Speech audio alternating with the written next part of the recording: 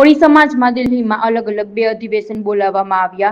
એક જ સમાજના બે આગેવાનોએ અલગ અલગ તારીખે સંમેલન બોલાવતા કોળી સમાજના આગેવાનોમાં નારાજગી જોવા મળી। સૌરાષ્ટ્રના કોળી સમાજના આગેવાન અને ધારાસભ્ય હીરાભાઈ સોલંકી આગામી તારીખ 21ના રોજ સંમેલન બોલાવ્યું, જ્યારે રાજ્ય સરકારના મંત્રી કુંવરજીભાઈ બાવળિયાએ આગામી 14 તારીખના રોજ દિલ્હીમાં સંમેલન બોલાવ્યું। દિલ્હીમાં એક જ સમાજના બે સંમેલનને લઈને કોળી સમાજના આગેવાનોએ સવાલો કર્યા। ગુજરાતના રાષ્ટ્રીય ઉપાધ્યક્ષ પ્રવીણભાઈ કોળીએ અનેક સવાલો કર્યા। પ્રવીણભાઈ સમાજને કહ્યું કે બંનેમાંથી એક પણ સંમેલનમાં જવાય નહીં। સમાજના ભાગલા પાડવા ઈચ્છતા હોય તે લોકો આમાં સામેલ થાય। 14 जून को दिल्ली में अखिल भारतीय कोली समाज का राष्ट्रीय अधिवेशन होने जा रहा है। महाराष्ट्र के सभी कोली समाज के बंधुओं को मेरी विनती है कि आप 14 जून को ये राष्ट्रीय अधिवेशन में आने के लिए मैं आप सबको आमंत्रित करता हूं। आपको मालूम होगा कि मैंने जो थोड़े से लोगों ने 21 तारीख को अखिल भारतीय कोली समाज के नाम पे एक दूसरा ये सम्मेलन बुलाने के लिए ऐलान किया है, लेकिन ये सब लोगों ने जो राष्ट्रीय अधिवेशन बुला रहे हैं, इनमें ज्यादातर लोग अपने स्वार्थ के लिए और पॉलिटिकली कहीं से बेनिफिट लेने के लिए उन लोगों ने ये 21 तारीख का ये राष्ट्रीय अधिवेशन बुलाने के लिए तय किया है। और उन सब लोगों ने, इनमें से कई लोग ऐसे हैं कि कई सालों से ये राष्ट्रीय संगठन में, अखिल भारतीय कोली समाज के राष्ट्रीय संगठन में शामिल है, लेकिन आज तक समाज के लिए कुछ नहीं किया। चाहे गुजरात के 3-4 लोग हैं, चाहे दूसरे स्टेट में से कोई,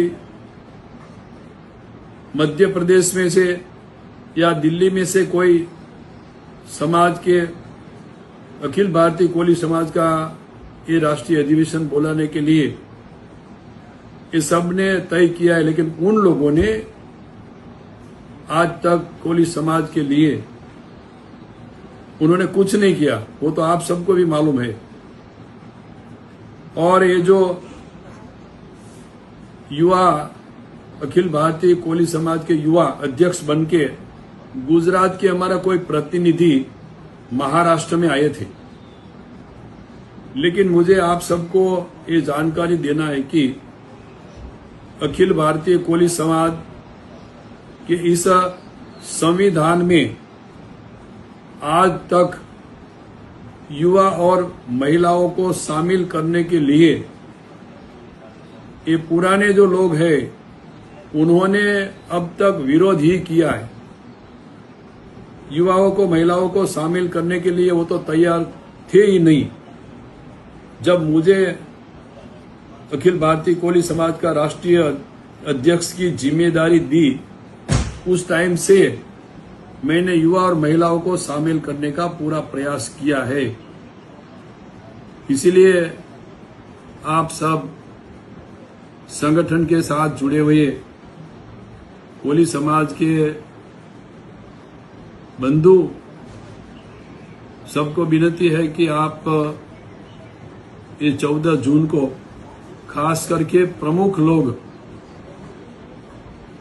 जो हमारे साथ जुड़े हुए उन सबको आमंत्रित करने के लिए मैं वहीं का जो महाराष्ट्र का लखेपुरिया जी है उनकी अध्यक्षता में 15-20 लोग वहां आने के लिए मैं उनको आमंत्रित करता हूं। फिर से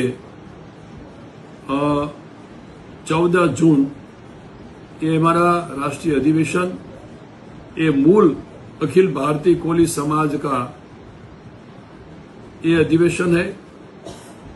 मुझे भी आपको मिलने के लिए महाराष्ट्र में आने का मैं सोच रहा था, लेकिन मेरे पास इतना टाइम नहीं मिलने की वजह से मैं वहीं नहीं आ पाया। तो फिर से आप सबको मैं खुद ये आमंत्रित करने के लिए मैंने वीडियो बना के आपको 14 जून को आप न्यू दिल्ली पधारे, ऐसी मेरी आप सबको विनती है। પ્રવીણભાઈ કોળી લગભગ આ કેટલા દિવસથી મીડિયા અને સોશિયલ મીડિયામાં ચર્ચા ચાલી રહી છે કે એક બાજુ કુંવરજીભાઈ આપણે કેબિનેટ મંત્રી છે એના તરફથી છે 14 તારીખનું, અને બીજું વિરેન્દ્ર કશ્યપ છે જે એના તરફથી 21 તારીખનું. એમાં બંને અધિવેશન દિલ્હીની અંદર અત્યારે હાલ આયોજનની નજીક આવી ગયા છે. અમે ટૂંક જ દિવસોમાં બાવળિયા સાહેબ વાળું અધિવેશન મળવા જઈ રહ્યું છે. એના પછી 7 દિવસે વિરેન્દ્ર કશ્યપ વાળું મળે છે. આમ બે અધિવેશન દિલ્હીની અંદર મળી રહ્યા છે. અમે આવતા દિવસોમાં આમાં શું પરિણામ આવે એ અમને પણ કઈ ખબર.